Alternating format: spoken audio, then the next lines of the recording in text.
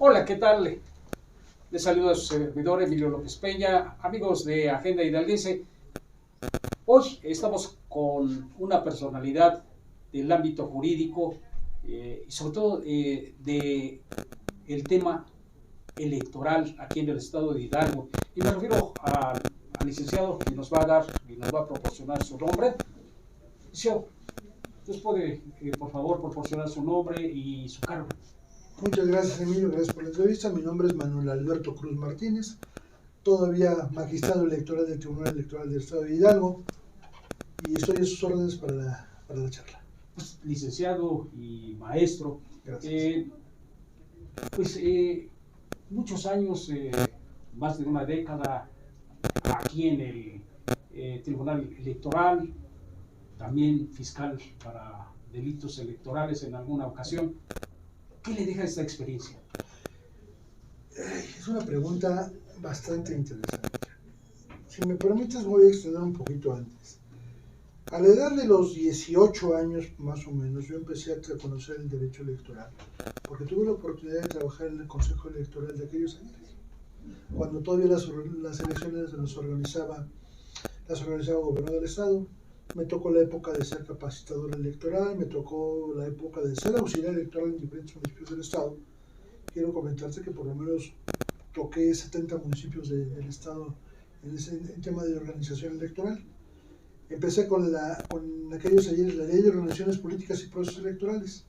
Eso me permitió conocer el derecho electoral y a la postre me ayudó a terminar la carrera, en función de que, con base en esa experiencia, presento la tesis para obtener el título de licenciado en Derecho, que se llamó Análisis Histórico del Derecho Electoral en México y su repercusión en el derecho constitucional mexicano. Con eso obtengo el grado de licenciado en Derecho. Posteriormente a eso, empiezo a litigar en varias materias, particularmente cuando uno sale de carrera normalmente empieza por el mercantil, tú lo sabes. Después tomo algunos temas de civil, pero me aficiono por el derecho fiscal, el derecho administrativo y particularmente el derecho electoral. Cuando empiezo a trabajar en materia electoral me toca representar a varios candidatos y partidos como abogado postulante, y tengo la suerte de participar activamente en las 4 siguientes reformas hasta llegar a este código electoral. Con base en esa experiencia, cuando sale la convocatoria para ser subprocurador de asuntos electorales, me postulo y creo que presentamos un buen examen con los diputados, por lo cual me designan durante 6 años, perdón, por un periodo de 3 años como subprocurador. Me someto a la ratificación y me vuelven a ratificar por 3 años. Terminado el tema, pues uno regresa a sus orígenes y regresamos al despacho y recibo la invitación para ser procurador fiscal del estado de Hidalgo, cargo que ejercí durante los siguientes 2 años, 8 meses. Y en ese inter, la magistrada Marta Martínez Guarneros presenta su examen para ser magistrada del Tribunal Electoral del Poder Judicial de la Federación en la Sala Toluca. Lo aprueba satisfactoriamente y se abre el espacio. Sale la convocatoria y nuevamente, pues, con el sueño de poder participar en la judicatura y ser magistrado, me inscribo. Presento otra vez, por supuesto, ante el Congreso del Estado, que en ese momento estaba diseñado de esa manera. Presento mi currículum, la aceptan, paso satisfactoriamente, y luego las entrevistas que tengo con los diputados también aceptan por mayoría que sea designado como magistrado del Tribunal Electoral del Poder Judicial del Estado en ese entonces. En ese momento llega la reforma del 2014. A mí me habían electo por 4 años, llevaba 2 años, 8 meses, y dije, bueno, no me quiero quedar en el impasse. Y sale la convocatoria del Senado de la República. Ya además de la experiencia de litigante, habiéndome titulado por la materia, después de haber sido subprocurador de asuntos electorales. Y una cosa muy interesante, en ese inter de la subprocuraduría me invita el Departamento de Estado norteamericano para entrar en un programa de Young Leaderships, jóvenes líderes de Latinoamérica, y me toca ser observador electoral en Estados Unidos en la intermedia de Obama. Ya con ese currículum me sentí con la capacidad suficiente para presentar la currícula ante el Senado de la República. paso el examen curricular y después vamos a las entrevistas y afortunadamente por mayoría también el senador de la República me aprueba como magistrado electoral del Tribunal Electoral del Estado de Hidalgo por un término de 7 años. Luego entonces se concluye el próximo 9 de diciembre un periodo de 9 años, 8 meses ininterrumpidamente de ser magistrado del tribunal. Experiencias muy gratas y diseños muy interesantes que han sucedido en ese tiempo. A grosso modo, esta es la parte histórica. Bueno, licenciado, hablando de esta trayectoria, pues, ¿cómo compara usted o qué nos podría cómo describir pues, los conflictos electorales y postelectorales que se daban hace pues, 30 años, 30 años, 27 años más o y menos? qué ha pasado con esta institucionalización para resolver los conflictos electorales? Creo que ha sido muy favorable la evolución que han tenido tanto los órganos electorales locales como el propio tribunal. Hace un momento platicamos, yo recuerdo hace muchos años que los conflictos postelectorales se resolvían tomando carreteras, quemando presidencias municipales y, por decirte lo menos, secuestraban a los funcionarios electorales. Me tocó. En esa transición, en la creación de los órganos judiciales electorales, lo que se genera es un sentido de certeza. Y lo hemos demostrado con sentencias: tu voto vale, tu voto tiene valor. A lo mejor puede haber principios que están encontrados en criterios y puede haber una serie de condiciones que a lo mejor a muchos no les gustan. No olvidemos que esto es un litigio, es un pleito, es la voluntad de uno contra otro, siempre haber contrincantes. La resolución que puede ser favorable para uno es desagradable para otro. Y no dejemos de lado que también muchos actores políticos, candidatos o los propios partidos acuden normalmente al juicio paralelo, que tú lo conoces muy bien, que es un juicio que es un término que se utiliza en España cuando las pretensiones externas, es decir, a través de medios de comunicación o poderes fácticos, pretenden hacer cambiar la decisión del magistrado o del juez que lleva el caso. En concreto, creo que hoy existe certeza por parte del electorado que su voto cuenta, lo hacemos respetar, y por muchas que sean las impugnaciones, siempre valoramos el voto ciudadano. Le damos mucho valor, desde mi perspectiva, a los actos válidamente emitidos, como es el voto. A veces sí hay irregularidades, pero tendrían que ser de tal gravedad y tal la diferencia, o corta la diferencia, que esto puede revertir los procesos electorales, como ya ha sucedido. El uso de símbolos religiosos no ha sido el caso, pero en Guerrero el caso de la violencia política en razón de género que revirtió en la elección, la violencia demostrada en las casillas, la presión sobre el electorado, y hay una serie de cuestiones que yo comparto la idea con el doctor Felipe de la Mata. Los tribunales electorales son los tribunales que de origen somos principialistas. ¿Por qué? Tenemos que basarnos en los principios constitucionales para después abordar con mucha seriedad el estudio analítico en relación a la legalidad. Y esto toparlo junto con la Constitución y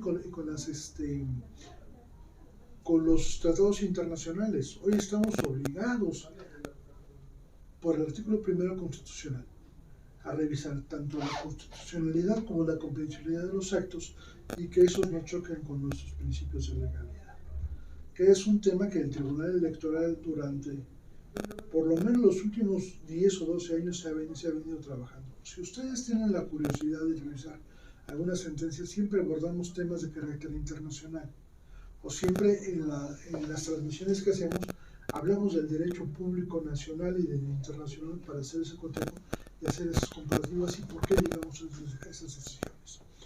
Hoy más que nunca creo que la justicia abierta que se realiza en el tribunal y se realiza a partir de hace 7 años, donde abrimos las puertas a la ciudadanía, no nada más a que nos acompañaran en el pleno, sino a través de redes sociales, que tú lo sabes, a partir de sentencias ciudadanas, es decir, menos gruesas, más dedicadas al ciudadano que no necesita un abogado para que se le interprete, porque luego resulta ser que necesitamos un abogado para que nos diga qué dijo el juez. Y el derecho electoral, desde mi perspectiva, es un derecho que va dirigido al ciudadano. Forma clara, concisa y qué quiso decir. Y por otro lado, también estamos haciendo acciones afirmativas para grupos vulnerables. Desde hace, si no me recuerdo, 5 o 6 años, utilizamos el lenguaje de señas mexicano para que aquellas que tengan una discapacidad auditiva puedan conocer las resoluciones. Cuando se trata de temas indígenas, ya tenemos varios años donde al hablar de temas indígenas subimos a traductores de la lengua originaria, ya sea en Ñañú, ya sea Ñañú del Valle del Mezquital, podemos hablar de Otomí de la Sierra Gorda, podemos hablar de Náhuatl o podemos hablar de Tepego, que son las lenguas originarias. No estamos distantes a tomar decisiones en relación de aquellos grupos que han venido cambiando de erradicación y que consigo han traído sus usos y costumbres. Pueden ser los purépechas, hay mucho michoacano que hay acá y son de origen purépecha, pero tendremos que en ese momento el tribunal o la institución aportar y abordar para que sean tutelados esos derechos políticos de los pueblos originarios que han tenido sus movimientos. Y es una tesis muy interesante que nace particularmente con el tema de los apaches, por ejemplo, en el norte. La nación apache tiene una tridimensionalidad. Por un lado son norteamericanos, por otro lado son mexicanos y por otro lado son una nación independiente. Entonces, este tipo de conflictos y de temas particulares de cada estado me lleva a suponer que sería imposible que con la propuesta de reforma electoral que hoy está en ciernes, que se va a discutir dentro de poco, que será un giro completo, que las autoridades federales pudieran absorber todos los temas. Te pongo un ejemplo muy sencillo. Oaxaca, 487 municipios que se manejan por usos y costumbres. No sabes la cantidad de asuntos que tendría que conocer, además de los que ya conoce, la Sala Región de Jalapa. Bueno, en ese sentido, magistrado, el caso de Hidalgo. Nosotros tenemos regiones que están ya determinadas, que tenemos una gran población de grupos indígenas.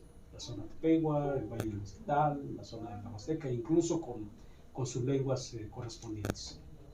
¿Cómo vamos en ese aspecto? Usted que conoce. Precisamente este es un tema importante. Fue en relación a una sentencia que emite el propio tribunal, donde declaramos la omisión del Poder Legislativo de hacer una consulta previa e informada a las comunidades indígenas, a las comunidades originarias, perdón, no me gusta decir indígenas, a las comunidades originarias. ¿Qué es lo que está haciendo ahorita? Tardaron 2 años de esta acción, de esta sentencia, inclusive recurrieron a la Corte y la Corte definió que teníamos razón, que tenían la obligación de hacer una consulta directa. Apenas están subsanando esa omisión legislativa. Pero esto, ¿a qué nos tiene que llevar? No conozco de fondo cómo lo están haciendo, porque ya es atribución del Congreso, pero yo siempre he opinado que en una cuestión de grupos y comunidades étnicas originarias, tenemos que integrar un grupo interdisciplinario muy importante, que tiene que ver con sociología, que tiene que ver con historiadores, que tiene que ver con antropología social, no únicamente considerar los grupos étnicos, sino con este conjunto determinar cuáles son sus verdaderos costumbres. Platicaba hace algunos días con el magistrado Guerrero, que es presidente de la sala de Guadalajara, y a mí es que luego son muy ajustados con la visión occidental. Queremos ajustarnos a que todo esté escrito, ¿no? Precisamente por eso aquí tenemos un grave problema. Por la cercanía que tuvimos con el centro del país, antes del Instituto Federal de Ciudad de México, se fueron subsumiendo estos usos y costumbres a reglamentos. Valga un ejemplo. Los delegados municipales en Izmiquilpan se eligen por usos y costumbres. ¿Ok? El delegado municipal es una figura que está prevista en la ley orgánica municipal. ¿Por qué darle esa atribución? Para usos y costumbres. Tendríamos que separar necesariamente hasta dónde nos alcanza. O bien, perfeccionar esta reglamentación para que en usos y costumbres se puedan determinar los alcances. La autodeterminación calificada tan famosa que nos lleva aquí para diputados o para presidentes municipales o para regidores. Falta que yo me autodetermine como pueblo originario para que me acepten. Esa es una condición personal. Pero para ser candidato debo tener una serie de elementos que me califiquen para el tema. Hemos estado usando aquellos que han sido mayordomos en fiestas patronales. La gran pregunta, ¿separación está iglesia? ¿O ya subsumimos como parte de la tradición la cultura católica? ¿Qué pasa con aquellos que no son católicos? Puede ser. Los delegados municipales realmente son una autoridad originaria o son una autoridad derivada. Es una gran problemática que yo esperaría que después de la consulta pudiéramos aclarar, porque no basta con hacer consulta y hacer la modificación. Hay un tema muy importante. Hace días se hablaba del presupuesto participativo. ¿Nos alcanza para darles autonomía plena a los pueblos y comunidades indígenas para que ellos organicen y determinen su propio presupuesto y su inversión? Y si fuera así, ¿cómo los vamos a auditar? ¿Bajo qué preceptos? ¿Bajo su parámetros y sus costumbres? ¿Bajo un plan de desarrollo? ¿Bajo un código fiscal que no es adecuado al tema? Las aristas son muchas y hay mucho que caminar. Sin duda, yo creo que es una gran deuda histórica que tenemos con los pueblos originarios. Muchas veces los hemos denostado en formas mil o los hacemos menos. Yo creo que hoy existe la gran oportunidad con esta consulta de abrir los espacios y de una mayor participación de pueblos y comunidades originarias. Licenciado, estos casi 10 años en el tribunal como magistrado, ¿cómo termina? ¿Y qué sigue? ¿Qué lo pasa a ver? ¿Cómo terminan? Yo espero que con más aplausos que pedradas. Acuérdate que yo digo que quien se sube a la palestra está destinado a que te aplaudan o a que te pedren. Normalmente te pedren más. Yo te puedo decir que personalmente me voy satisfecho con lo que he hecho. Desde la perspectiva como magistrado, en su caso como presidente, me voy con las manos limpias, creo que con más amigos que denostadores, con sentimientos encontrados, porque me ha tocado ver crecer estudiantes que hoy son secretarios de acuerdo, estoy de cuenta, me ha tocado ver jóvenes solteros que llegan y terminan casándose aquí, ya son padres de familia, me ha tocado atender algunos temas de orden personal de algunos compañeros.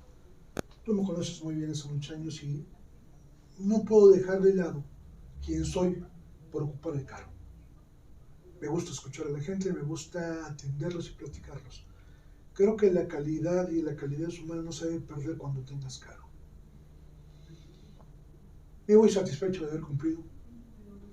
Por supuesto que hay temas que a muchos no les gustaron cómo he resolvido, que dicen que fui malo, que me vendí. Yo lo único que te puedo decir es que no me dobló, como dije al Quijote, ni la lágrima de una mujer, ni la espada del verdugo, ni el precio de una moneda.